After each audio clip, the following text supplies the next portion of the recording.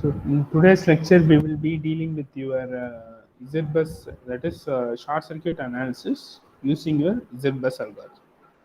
Okay, using your ZBus bus building methodology, how you can solve a short circuit problem we'll be seeing in today's lecture. And as I have said, the thing is that we have already covered up your ZBus methodology, how to find your ZBus matrix using your bus building algorithm. So we have seen a step-by-step methodology. So it is also given in the previous lectures. You can visit your Google Classroom and you can see through it.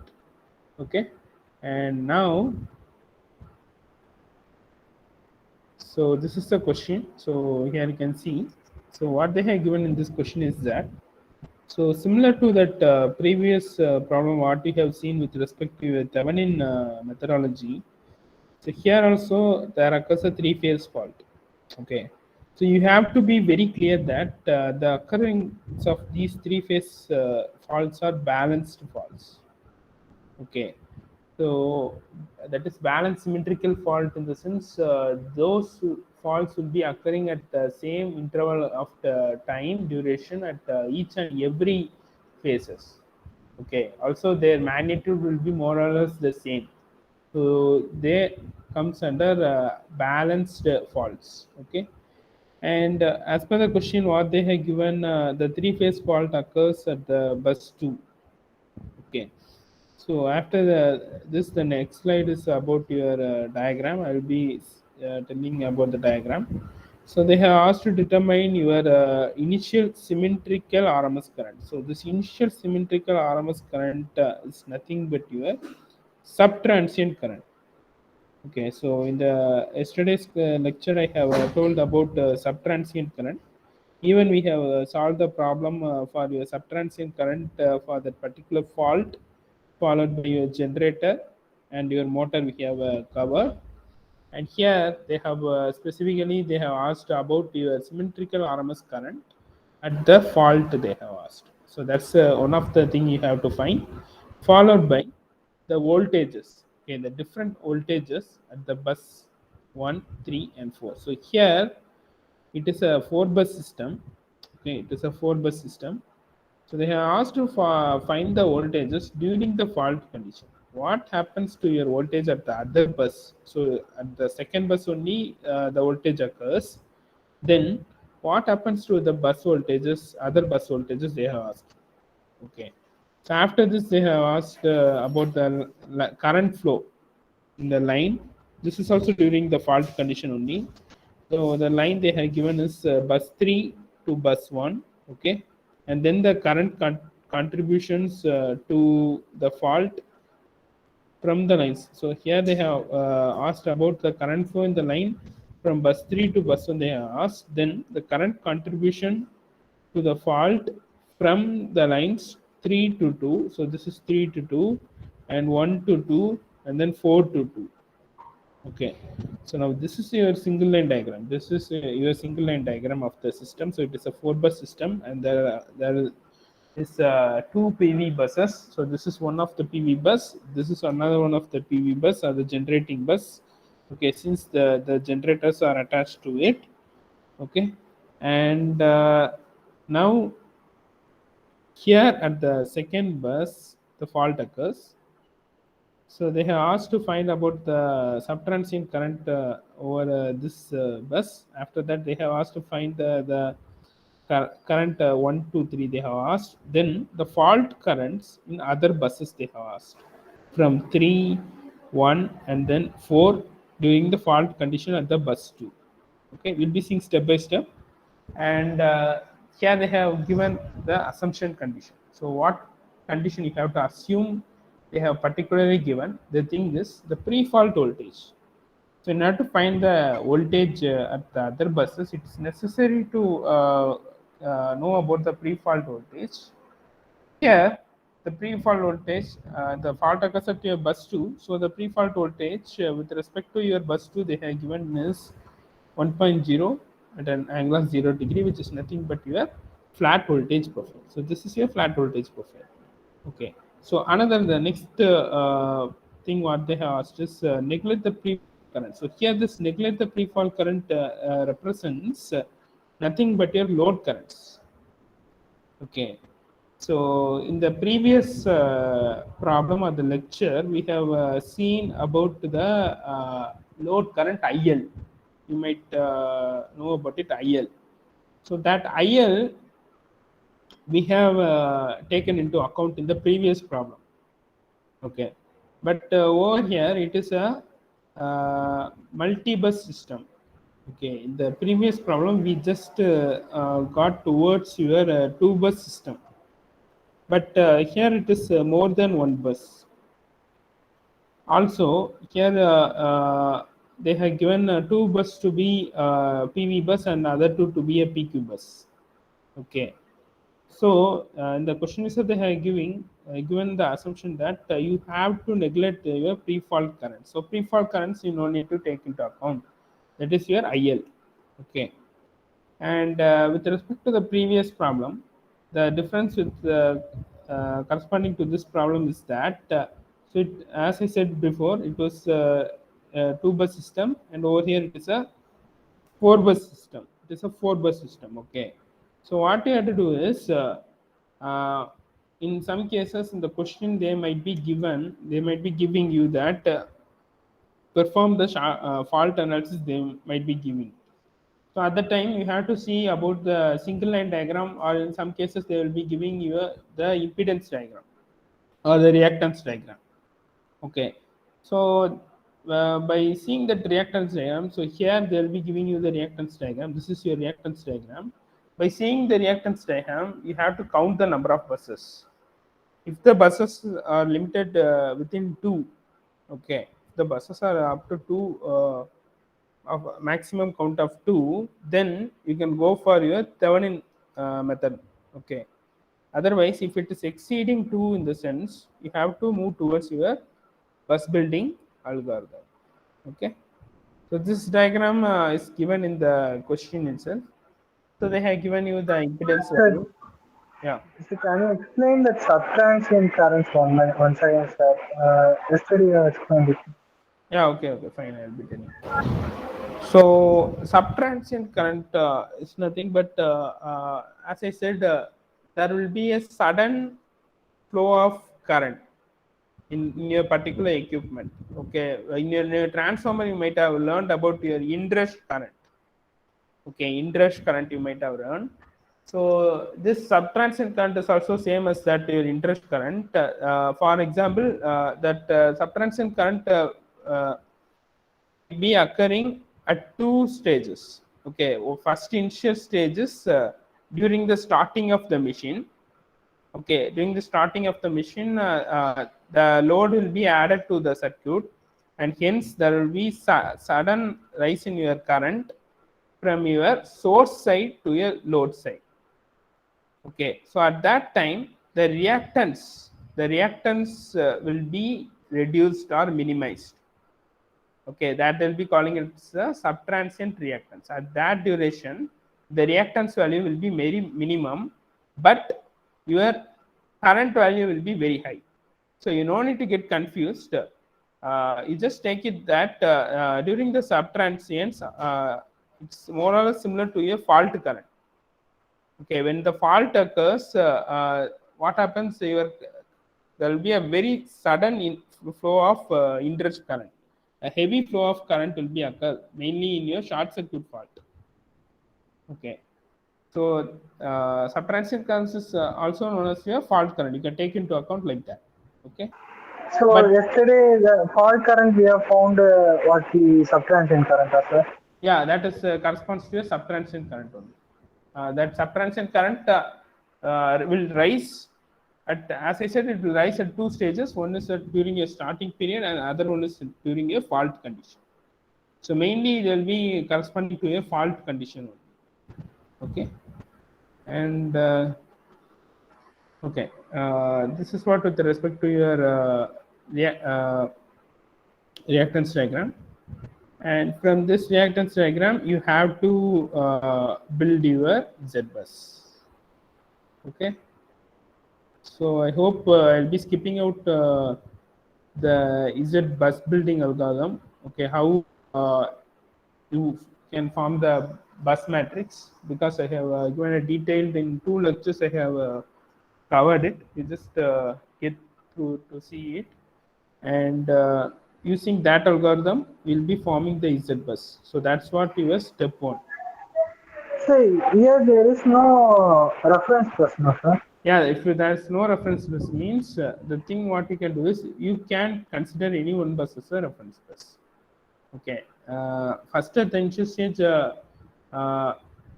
you'll be having a new bus, right? So you can start from this third point. Okay, or this. Okay, you can start from this third point and you can move from your left to right. Okay, so for the third bus, what you can do is you can consider to be a new bus. Okay, so it is not necessary to have a reference bus all the time also.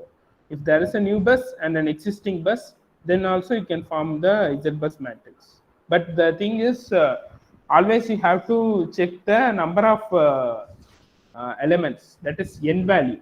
So I have said, right. So if n value is exceeding your number of buses means you have to perform the node elimination method. Okay, you have to perform the node elimination, and you have to reduce the matrix size within the maximum size of your bus. Okay, that is over here. It is a 4 bus, and if the matrix is getting over the top your 4 means that is 5 cross 5 it's going means you have to perform node elimination. Okay, and so by performing that Z bus, I'll be giving some assignments in your Z bus building algorithm. Okay, then you will be getting familiar with that Z bus building methodology. So it will be easy for you. And from this, we have got your bus matrix. This is your Z bus matrix. So it is very clear that the diagonal elements corresponds to your buses, and there will be a symmetricity property exhibited by this matrix. So here you can see this is symmetrical, right? So that's what is repeating over your below the diagonal elements. Okay, and now, so by the question itself they have given that you have to neglect your load current. So IL you can consider to be 0. So we have formed the Z bus. Okay, so after this, what we have to do? Okay, after this, what we have to do is that by the question they have given, you have to take the fault voltage at that is the fault voltage the bus VF they have given. VF they have given to us 1.0. Also, you have to consider the pre-fault voltage at other buses to be a flat voltage profile. Okay, so this you have to consider. So I have told about this in your bus building algorithm also in the methodology I have said. Also in the SEC short circuit analysis, I might have discussed about this, about maintaining the flat voltage profile in other buses other than your uh, bus that experience the fault. Okay, so here using this they will be finding the subtransient fault current or your fault current at the bus 2. So this corresponds to a fault current at the bus 2. So how they will be finding is it is about the fault voltage at the bus 2 VF divided by Z22. So this Z22 is nothing but the diagonal element, okay, diagonal element of the bus 2. So that is this element. Okay, if the fault is occurring at the third bus means you have to take over this element, that is Z33. Otherwise, if it is occurring at the bus 1 means you have to consider this element, and for bus 4 you have to consider this element. Okay, at which bus the fault occurs, that impedance value you have to take, that is Z. This is Z22 value. With respect to this problem, it occurs in your second bus. So it is 1.0 by J 0.2295.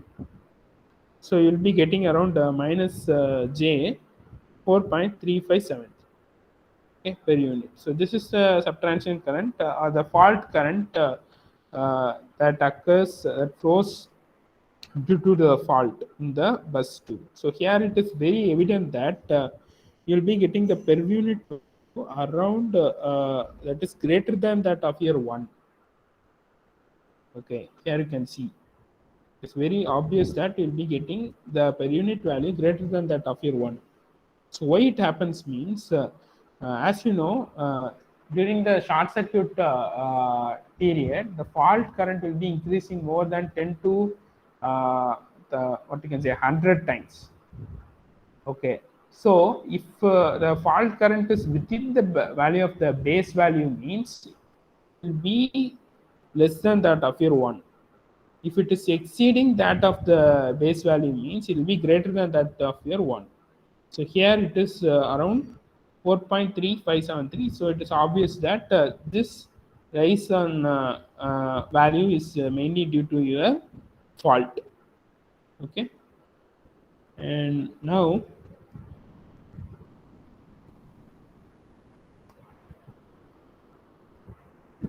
okay.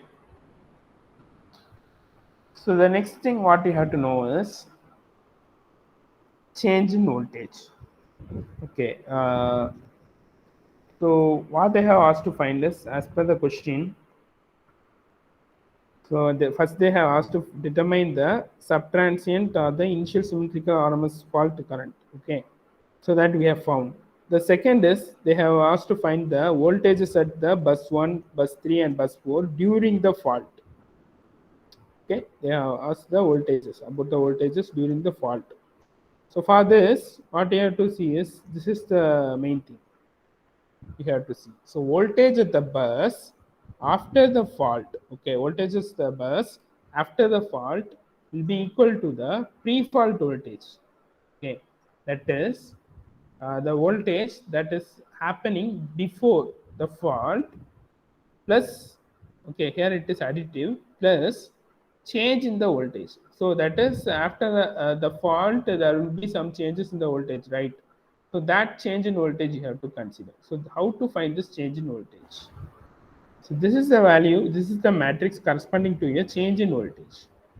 Okay, so del V1 is the change in voltage is the bus 1, V2 is del V2 for the bus 2, and del V3 for bus 3, and del V4 for the bus 4. Okay, and after this you have to see during which bus, that is at which bus the fault occurs, you have to see. So at the second bus the fault occurs. So here this change in voltage will be minus of your fault voltage. So this fault voltage they have given, but it will be of negated, it will be negated, minus of your BF. Since why it is negated? Because during the fault there will be a drastic increase in your current. Okay, so corresponding to that there will be this VF will be in negative value.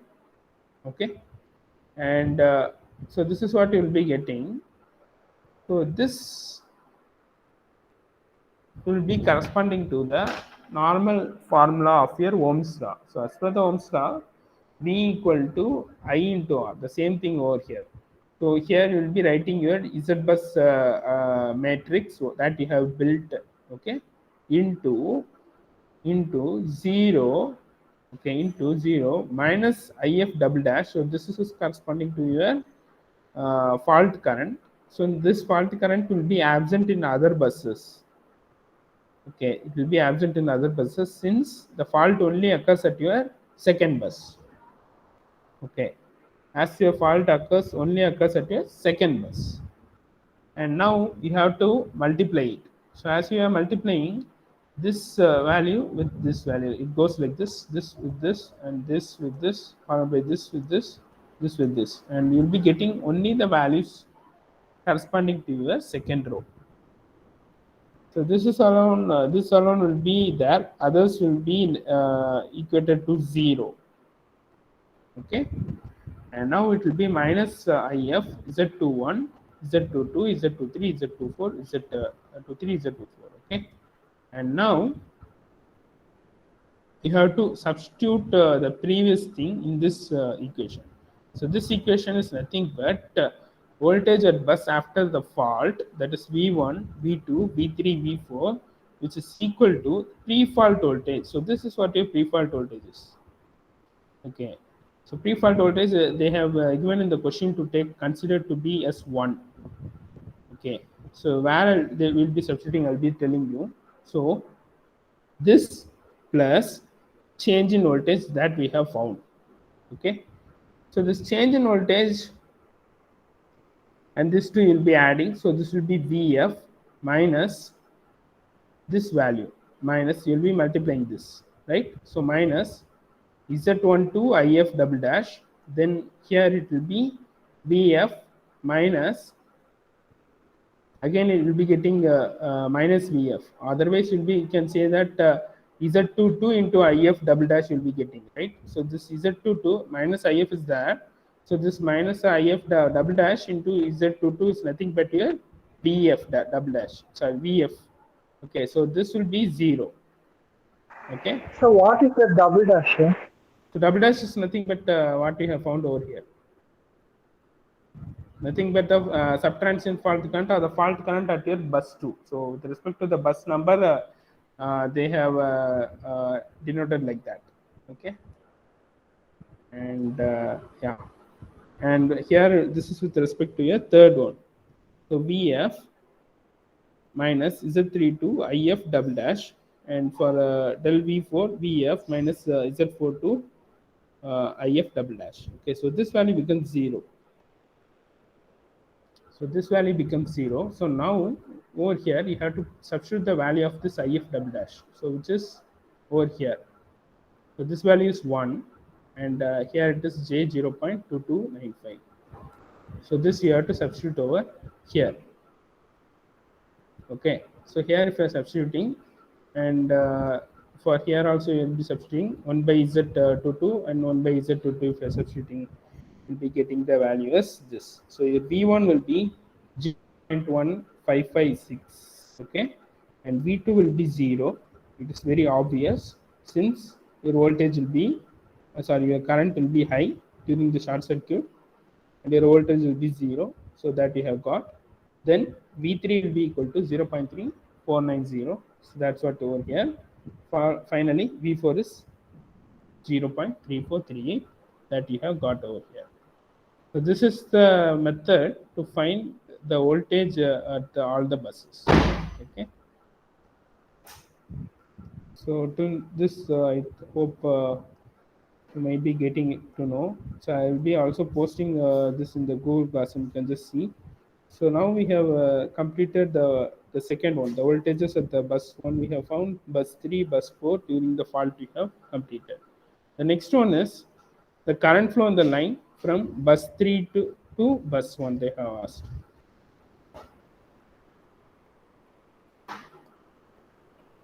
Okay, so here it is. The current flow, the line bus 3 to bus 1. So that is I3 to I31. So this will be equal to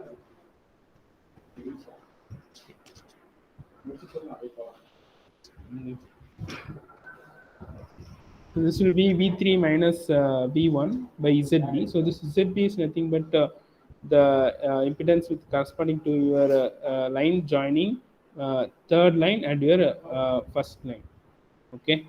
So now V3 you have to take from here, V1 you have to take from here, and Z here this will be you have to take from here this point. This point you have to take. Okay, so that is J 0.25. So that you will be substituting over here, and you will be getting the value of like this. Okay, and after this they have asked to find the fault currents contributed to bus 2 by other adjacent unfaulted buses.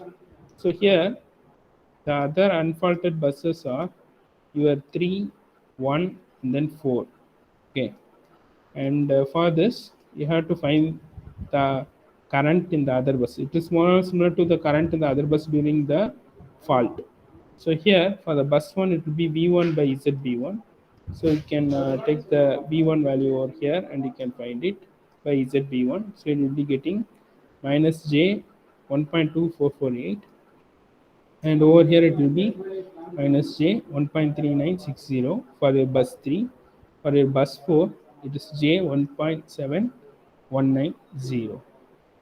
So one thing you have to see, if you are adding all these bus values, current flowing in the bus values, okay, if you are adding this all the values means you will be getting this value, you'll be getting this if double dash value. Okay, it will be equal. So what this infer is, so the bus 2 is the node where all the other currents are flowing into that bus 2 during the fault at your bus 2.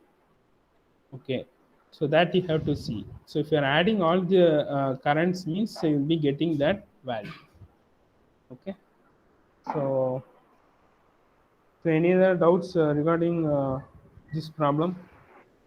Sir, that change in voltage, sir, it lost that how you got that minus Z32 because we have IF and Z22 values also. So we can This one calculate you're it, sir. asking, minus vf you're asking, right? After this one, sir. After this one, this one Yes, you're sir. asking, this Yes, one you're sir. asking. How come you didn't these things, sir? This is very simple, man. You just see here. This value is the matrix what you are getting over here, right? So you're clear over here, current. This matrix, whether you're clear. Yes, sir. So in this matrix, here it is Z12 into IF double dash, right? So you're replacing this IF double dash value, the value what we have found, VF Z22, that is this value. Over the numerator it is 1 already. So denominator will be consist of only Z22. So that's the value over here. Z12, so into 1 or VF by Z22. So your VF value will be 1. Okay, so that you can just neglect it. So it will be Z12 by Z22. So the same goes for the others also. Okay, now whether you are clear, so you'll be substituting this value. Yes, sir. So any other doubts? So okay, if you have any other doubts, you can just ask me. I'll be putting the recorder session also, and you can see in the Google class. Okay. So I think this I will be closing it. Thank you.